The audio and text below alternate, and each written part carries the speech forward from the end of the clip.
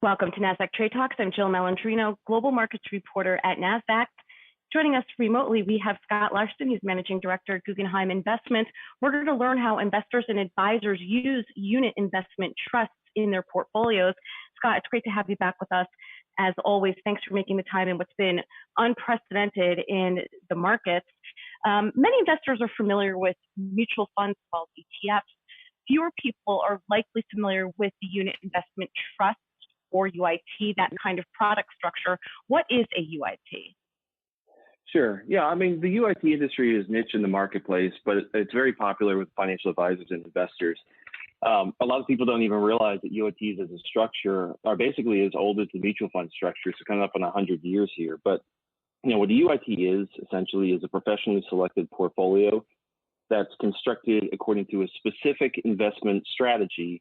The portfolio itself is 100% transparent 100% of the time and mature after a predetermined length of time. For equity trusts, typically that's going to be 15 months or 2 years in length. For fixed income trusts, the trust will mature after or when the longest bond in the portfolio matures. And one other thing to note here is that while UITs are liquid daily from an investor's perspective, the portfolio holdings reflect more of a buy and hold approach to investing. And how are they different than mutual funds and ETFs? Absolutely. I mean, I'll just say up front here too, I mean, it is a 40X structure. So in that sense, mutual funds, ETFs are as well. They're cousins in that regard, but they are very different. They really fit in the middle of that active passive debate, which is often characterized between mutual funds and ETFs as kind of a both and solution. In one sense, they agree with the active side in that they are intelligently designed and they're looking to take advantage of inefficiencies in the marketplace. And at the same time, they agree with the passive side in that they're not actively managed and they're looking to avoid the ongoing friction that buying and selling, when that happens in a portfolio and the friction that creates.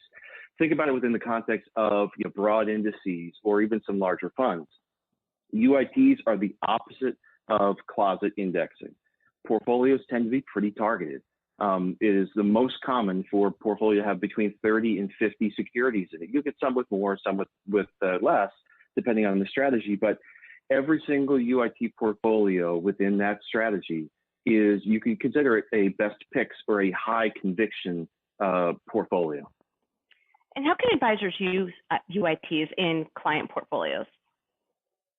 Absolutely. I mean, at this point, it's a pretty mature marketplace, and there are hundreds of strategies out there from a variety of sponsors. And so you have a lot of optionality. But that said, it really comes down to, a particular investor's risk tolerance, their goals, what their allocation mix is, and what they're really looking to do. But there are some types of ideas and strategies that you do find pretty commonly in the unit trust space. I'll give you a couple examples. One would be, not surprisingly, dividend ideas or income ideas, especially given demographics. People are looking for income, so dividend growth ideas. But there's also a very widely used tactical approach to using UITs. So you see a lot of themes, things like technology innovation or space, or some more recent ones. People will go broad at the same time. They'll go narrow, they'll go broad. Broad would be broader asset allocations where they combine individual equities with fixed income ETFs in unique ways to get broad allocations. And one more recent phenomenon that we've seen introduced within the unit trust industry is to include or to package strategies that would more historically been synonymous with the structured product world or the annuity world, defined outcome strategies like a buffer. And we're seeing those now packaged inside of the UIT as well. Why does the UIT structure make sense right now? Yeah, I mean, right now, obviously, unprecedented times, lots of volatility in the marketplace. One thing that we all see a lot of if we're reading articles is stuff about behavioral finance. UIT's defined structure, its disciplined investment process really help to reinforce some of the best practices that can help mitigate what one author has called behavioral risk. I mean, think about how often if we're maybe being honest, or we've seen other people, we talk about buying low and selling high, but how often have we instead bought greedy and sold scared? Think about the positions that we hold on to just a little bit longer because either they're going to come back or they've got a little bit more room to run, or maybe we even just forget about them so we don't have a process around how to manage that part of a portfolio, UITs help to take a lot of the emotion out of investing, really build a process around the decision making of investing over time. To kind of put it crudely, it really helps investors help to keep out of their own way. Tell us about Guggenheim's UIT business. Absolutely. I mean, philosophically, we are a reflection of the mindset and approach of our global CIO, Scott Minerd, and his team. And by that, I mean, we are looking to build strategies through a rigorous risk budgeting and stress testing process. Our goal for our clients is to give them a consistent experience over time. And so that might be maybe not participating fully with every market move up, but at the same time, we're looking to help to limit some of their participation on the downside. And over the long term, we're looking to help them win more by losing less over time. From a product perspective, we're generally going to be about 60 products big and pretty diversified among different asset classes, sectors of the market, and very different ideas for people to invest in.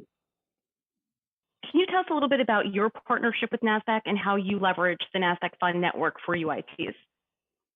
Yeah, it's a fantastic partnership, and quite honestly, I have to give credit where credit is due because for Nasdaq to step in and begin covering the unit trust industry and its products and performance, and giving really for the first time fantastic transparency into what some say is the most transparent product out there. It's visionary. I think it really moves the ball forward for the industry, for everybody involved, from investors on up. And so we just applaud it, and we look forward to a strengthening and growing partnership going forward. All right, great. Thanks so much, Scott, for joining us on Trade Talks. Thanks so much, Jill. Appreciate it. All right, and thanks for joining me. I'm Jill Malandrino, Global Markets Reporter at Nasdaq.